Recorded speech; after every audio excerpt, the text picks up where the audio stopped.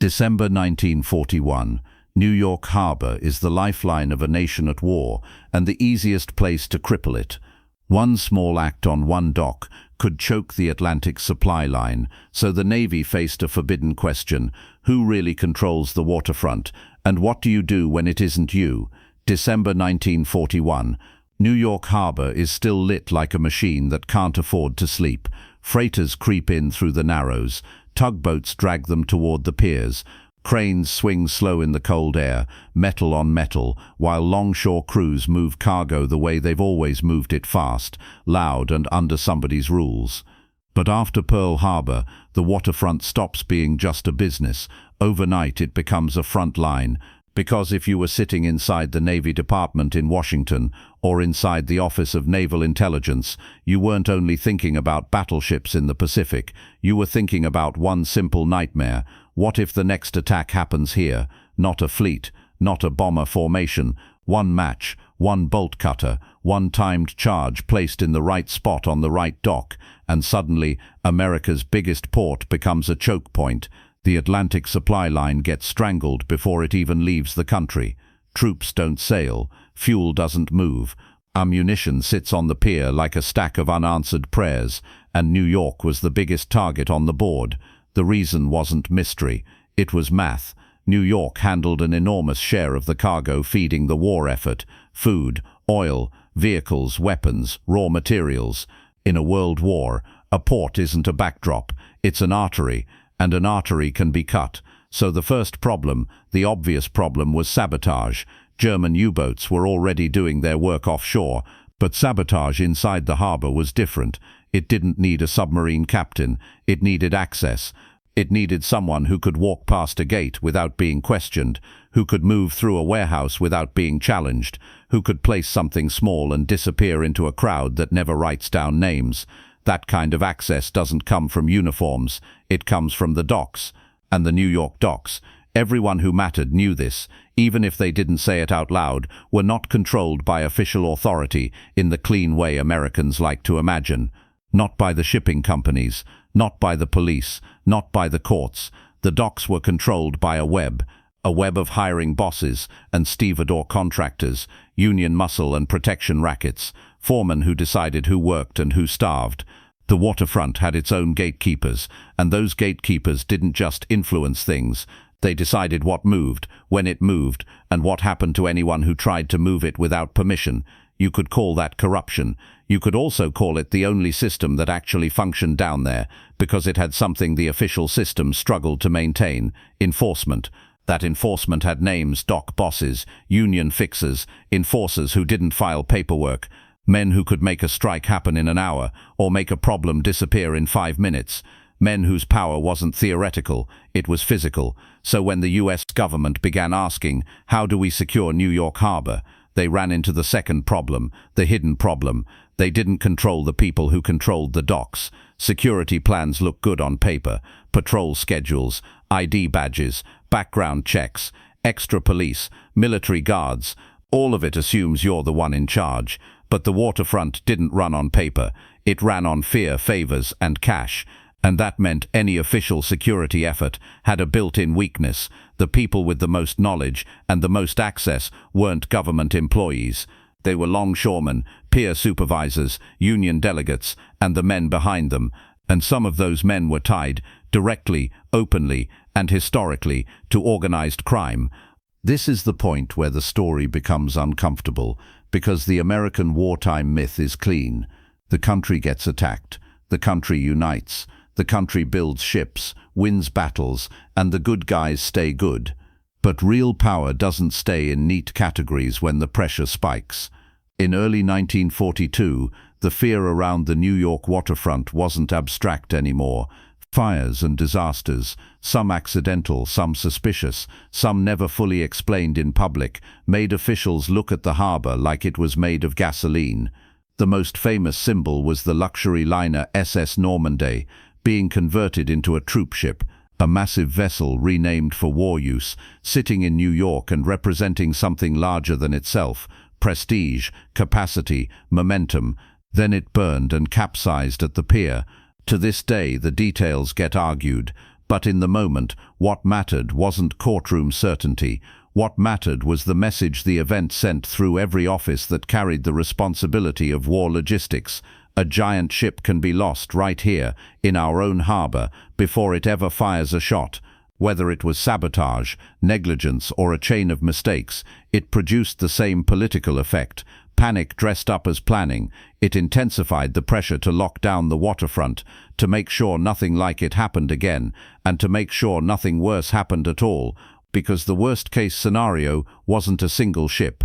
The worst-case scenario was a series: fires in warehouses, explosions on piers, longshore slowdowns that looked like labor issues but functioned like strategic attacks, cargo misplaced at the exact moment it was needed, rumors spreading to trigger fear, strikes, instability. The government could fight submarines with destroyers, but how do you fight a whisper campaign on the docks? How do you fight a man who doesn't need to sneak in because he already belongs there? That question forced the Navy and intelligence services to look at New York the way New York actually worked, through networks, not just institutions. And here's where the case file logic kicks in, because when you strip the story down, Operation Underworld starts as a decision problem with no clean options. Option 1, do it the official way: crack down, arrest people, purge unions, bring in the army, replace dock labor with military crews. Put the waterfront under strict control. It sounds tough. It also threatens to break the port in the middle of a war, because even if you wanted to clean house, you'd have to answer basic questions. Who replaces tens of thousands of skilled dock workers overnight? Who runs the hiring halls? Who keeps cargo moving when fear spreads that working the pier will get you labeled, blacklisted, or targeted? New York wasn't a small town where you could shut down one corrupt office and open another the next day. This was the nation's critical port, operating at wartime tempo. If you disrupted it, you didn't just punish criminals, you risked punishing the entire war effort. Option 2, pretend the problem doesn't exist. Write reports, increase patrols, issue speeches, hope fear goes away. That's not strategy, that's denial. So a third option starts to appear: unofficial, politically toxic, but brutally practical. Use the people who already control the docks, not as heroes, not as patriots, as leverage. If the waterfront is a machine run by informal power, then security might require that informal power to take responsibility for order, whether for money, immunity, influence, or simply because it's better to be inside the deal than underneath the crackdown. This is where the story stops being about crime and starts being about governance under stress. Because when you consider that third option, you're admitting something the public was not supposed to hear in 1942. In a crisis, the state may bargain with the underworld, not because it wants to, because it thinks it has to. And the stakes were high enough that people who would normally never share a room, Navy officers, intelligence men, prosecutors, political intermediaries, and organized crime figures, began circling the same question from different angles. Who can guarantee the docks won't burn? Who can guarantee labor stability? Who can identify an outsider trying to recruit a saboteur? Who can make a rumor die before it becomes a strike? On paper, the answer should have been the government. In reality, the waterfront had its own bosses, and those bosses had their own bosses.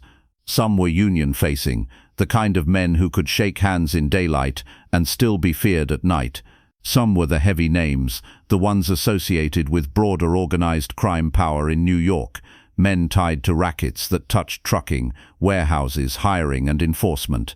And looming over all of it, like a shadow with a very specific address, was the most ironic detail of the entire story. One of the most famous crime leaders in America, Charles "Lucky" Luciano, was not on the street. He was in prison, convicted, locked away, supposedly removed from the board. And yet, in the logic of the docks, his physical location wasn't the only thing that mattered. Influence doesn't always live where the body lives. Influence lives where loyalties and fear still answer to a name. So the problem wasn't simply secure the harbor. The problem was secure the harbor without collapsing the harbor, secure it without admitting publicly how it actually functions, secure it without a political scandal that would make the war effort look compromised from the inside. That's the shape of the dilemma. And it's why Operation Underworld, when it begins, does not begin like a military operation. It begins like a negotiation nobody wants on record. A quiet series of conversations where every side understands the same rule. If this becomes public, everyone loses. The Navy loses legitimacy. The politicians lose elections. The prosecutors lose cases. And the dock bosses, if the deal goes wrong, don't just lose money, they lose oxygen. Because once the government decides to crush, it doesn't stop at warnings. So before we talk about what the deal was or who personally shook whose hand, we have to sit in this moment and feel the pressure that created it. A war has started. A port is vulnerable. The official system can't guarantee control. And the unofficial system is already in place, already armed with access, already wired into every pier. The question isn't whether the government liked the idea of making contact. The question is what price it was willing to pay to keep New York from becoming the easiest target in America. What they needed was not a speech about patriotism. They needed a mechanism, and the mechanism had a name that sounded clean enough to file: intelligence. The Office of Naval Intelligence had been around for decades, but after Pearl Harbor it wasn't acting like a quiet desk in a quiet building. It was acting like a fire brigade. The mission was simple on paper: protect ships, protect ports, protect supply lines, and impossible in practice because the enemy didn't have to wear a uniform to win. In New York, the first move wasn't to walk onto the docks with sailors and rifles. That would have been a public admission that the government didn't trust its own harbor. It would have caused panic, labor backlash, and the kind of headlines that tell saboteurs exactly where the nerves are exposed.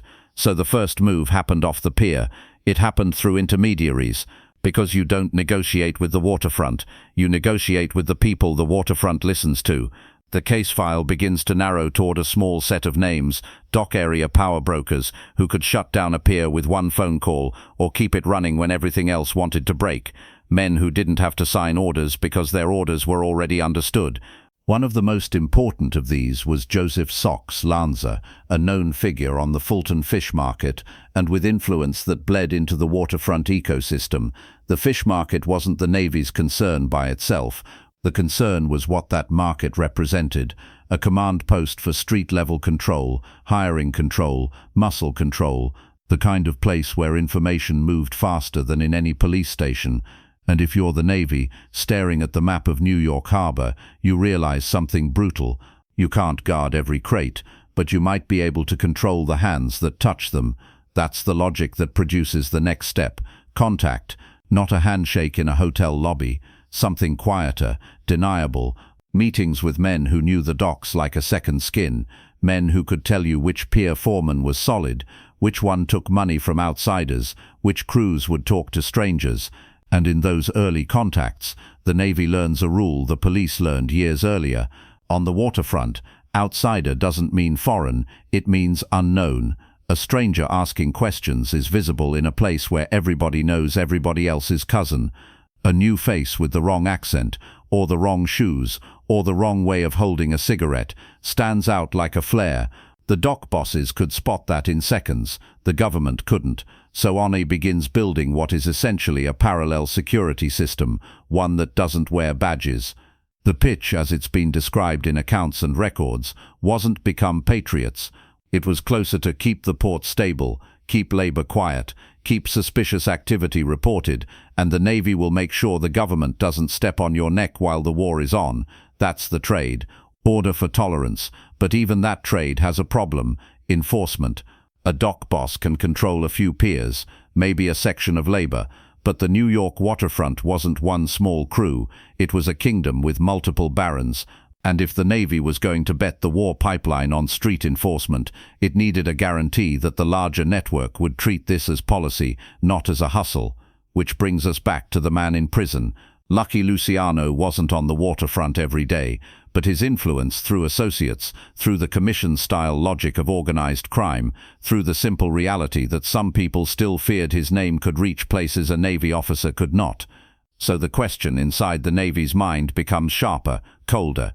Can we use Luciano as a stabilizer, not as a friend, as a pressure point? The problem is obvious. He's a high-profile convict, a symbol. If you get caught dealing with him, you don't just lose your job. You hand the enemy propaganda, and you hand your political opponents a weapon, so the deal can't look like a deal, it has to look like nothing. This is where the cover-up element isn't a conspiracy movie trope, it's operational necessity. If you are going to make contact with organized crime, you keep the paper trail thin enough that it looks like rumor. According to widely cited accounts, one of the key bridges to Luciano was Meyer Lansky, someone who could speak both languages, the language of underworld influence and the language of business-like conversation. Whether every detail of who called who first is perfectly documented is debated, but the direction of travel is consistent across tellings. The Navy needed someone who could reach Luciano without making the Navy look like it was reaching for him. And Luciano, from inside prison, had his own reasons to listen.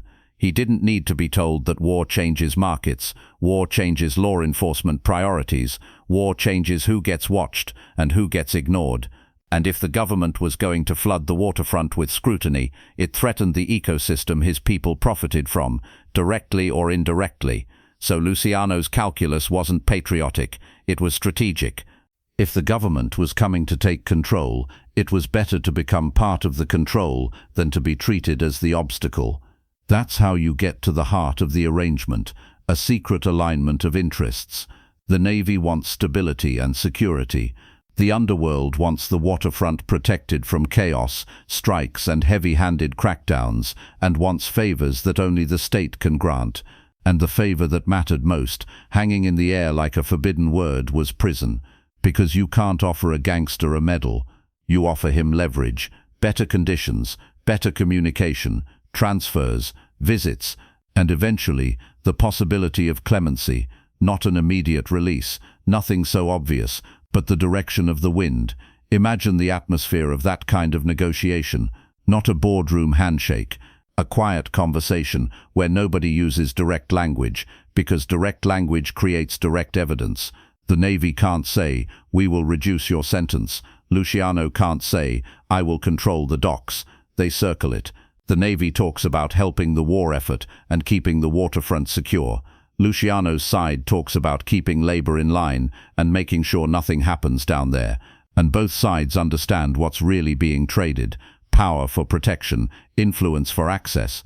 Once the understanding is in place, the next phase begins: implementation. This is the part most people miss when they hear the headline version of Operation Underworld. They imagine a single deal and a single result. In reality, it's a chain of actions designed to create a new normal on the docks. First, intelligence flow. If a stranger starts asking about ship schedules, cargo contents, security routines, hiring lists, those questions get noticed. Under Operation Underworld logic, they don't just get noticed, they get reported upward. Not to a precinct desk sergeant who might dismiss it, to ONI contacts. Second, labor stability. Wartime shipping cannot afford disruptions. A strike on the docks isn't a local labor dispute anymore. It's a national security event. So one quiet promise embedded in this arrangement is no surprise strikes, no crippling slowdowns, no accidents that just happen to stall critical cargo. Third, deterrence. This one is ugly, but it's real. The underworld's version of port security isn't signage and chains, it's fear. If someone is suspected of trying to tamper with cargo or recruit saboteurs, the response doesn't have to wait for a warrant. The mere belief that the docks are being watched by men who don't need permission can be enough to make a would-be saboteur choose another city. And fourth, message control. The government cannot publicly admit it's depending on criminals for security, so the entire system has to operate in the shadows, with the public narrative staying clean. Increased vigilance, patriotic workers, strong shipping output, nothing to see here. That's the cover. But even inside the cover, there's a tension that never goes away. Who is controlling whom? From the Navy's perspective, this is a temporary wartime measure, a necessary compromise. From the underworld's perspective, it's proof of something they've always believed. When the stakes are high enough, the state negotiates. And once criminals believe the state negotiates, they start pricing their cooperation like a commodity. So the pressure builds toward a vote moment, the moment where the government has to decide if it will pay the real price. Because information and labor peace are not enough. If Luciano is going to be the unseen stabilizer, he needs to be able to communicate, to direct, to authorize, and that requires privileges that are hard to justify for a prisoner serving a major sentence, which means somebody somewhere has to sign off, not in a dramatic ceremony, in a quiet administrative decision, a small approval that looks harmless alone, but in context becomes part of a larger bargain. This is where the moral geometry of Operation Underworld becomes unavoidable. The Navy and associated officials are effectively saying, we will grant a convicted crime leader enough comfort and access to be useful, because the alternative is risking sabotage, chaos, and a crippled war supply line. And the counter-question, never written on official letterhead, but present in every mind that touched the file, was, what happens after the war? Because the underworld doesn't dissolve when victory parades happen, the networks remain, the favors remain, and if you taught a criminal organization that it can trade national security for legal mercy, you've just created a model that can be used again. By 1943 and 1944, the machinery of this arrangement is believed to have been operating in the background, quietly, effectively, and with exactly the kind of deniability everyone wanted. The docks kept moving. There was no catastrophic sabotage wave in New York Harbor. That absence itself became the argument that the method worked. But worked is not the same as clean, because now the war is turning, and the people who made the quiet promises are facing the quiet bill. If Luciano's side held up their end, if the waterfront stayed stable, if intelligence flowed, if deterrence did its job, then the question becomes unavoidable. Does the government honor its side? And honoring it doesn't mean a thank you note. It means changing the fate of a man the public was told would never see daylight again. When you make a deal in the dark, the hardest part isn't making it, it's ending it. By late 1944 into 1945, the war has changed shape. The desperate early fear, U-boats off the coast, panic about sabotage, a port that felt like a glass jug full of fuel, starts to fade into something else, paperwork, planning, and political positioning for the post-war world. And that's when Operation Underworld stops being only a security question and becomes a reputational trap, because the Navy can't keep using underworld influence forever without acknowledging what it did. But it also can't simply walk away from the people it empowered without consequences. In this kind of arrangement, silence is part of the currency. Now the bill comes due. The argument in favor of honoring the deal is brutally simple. It worked. Whether you believe every dramatic detail or not, the core outcome is hard to ignore. New York Harbor did not suffer the kind of sustained sabotage campaign officials feared. Cargo moved. The port stayed functional. Labor peace, at least on a scale that would cripple the war effort, held, and if you're an administrator or an intelligence officer whose job is measured in results, nothing happened is a result. But on the other side of the table, honoring the deal means touching the one thing the government treats as sacred, the legitimacy of punishment. Lucky Luciano wasn't in prison for small-time theft. He was one of the most notorious organized crime figures in the country, a symbol that the state could still reach into the underworld and drag out a king. So if that king walks free, if his sentence is reduced, if his conditions soften, if his fate changes, people will ask why, and there is no good public answer. You can't say, because we needed him. You can't say, because we worked with his network. You can't say, because national security made us compromise, not in a country that needs clean wartime myths to stay unified. So the decision becomes a balancing act, grant enough to pay the debt, but not so much that it looks like surrender. This is where the story takes its most consequential and most controversial turn, clemency. In 1946, Luciano's sentence was commuted in New York, but it wasn't a storybook ending. He wasn't handed a new suit and welcomed back into Manhattan like a war hero. He was released under a condition that reveals the real logic of the state: deportation. Luciano, an Italian-born gangster, was put on a ship and sent out of the United States. That detail is everything, because it shows the government trying to close the case file in a way that protects both sides. To Luciano's camp, commutation is the payment, proof that cooperation had value. To the government, deportation is a containment strategy, a way to argue, if questions ever surfaced, that this wasn't a reward, it was a removal, a cleaning of the board, And to the public, if they ever noticed at all, it could be framed as, "We got rid of him." But even that solution has a hidden cost, because deportation doesn't erase influence, it relocates it.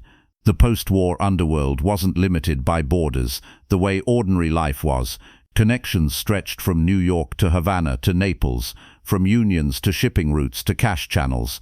And if Luciano was removed from the United States, that didn't mean the networks he once touched suddenly became innocent.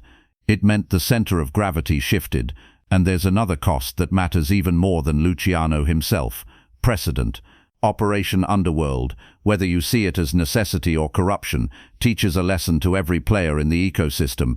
It teaches the underworld that in a crisis the state will bargain. It teaches politicians that secrecy can be operationally useful, not just embarrassing.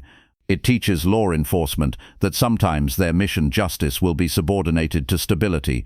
And it teaches the public, if they ever look closely enough, that the line between order and organized crime can blur when the stakes are existential. That's the real cover-up in this story.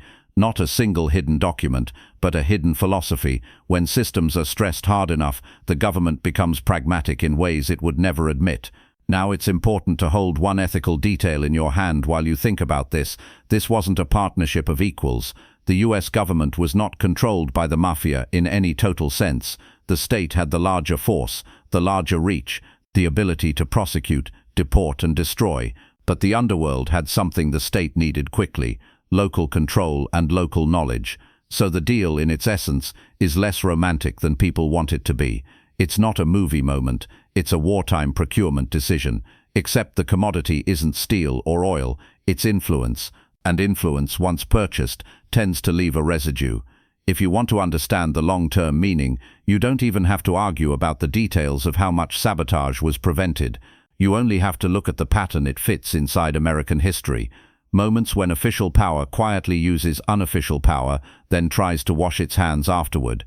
The wash never fully works, because even if Operation Underworld was temporary, even if on-eye contacts ended, even if files were buried or sanitized, the people on the docks didn't forget.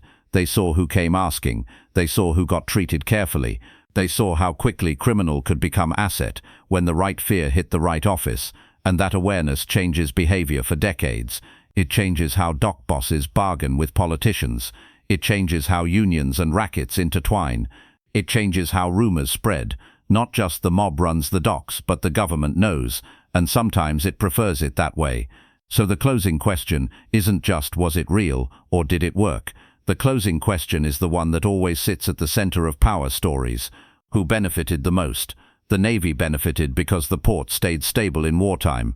Politicians benefited because they avoided a public crisis. Intelligence benefited because it gained a channel into a closed world. And organized crime benefited because it received something more valuable than cash: legitimacy through contact and leverage through favors. Even the punishment at the end, deportation, can be read two ways. For the state, it's control. For the underworld, it's proof that pressure works, that bargains can be enforced. That's why Operation Underworld doesn't end when Luciano boards the ship. It ends when you realize the actual product of the operation wasn't just port security. It was a template for how institutions behave when the world is on fire. They reach for whoever can deliver results, and they worry about morality later, and later is always messy. Because when the war ends, the public wants heroes and villains again, clean categories, good guys who stayed good, bad guys who stayed punished. But the waterfront doesn't run on categories, it runs on power. And in the winter after Pearl Harbor, when New York Harbor felt like a target painted in white paint, power was the only language that mattered. So if you're asking what Operation Underworld really was, the simplest answer is this: it was a wartime vote, taken in private, where the government decided that protecting the artery mattered more than keeping its hands clean.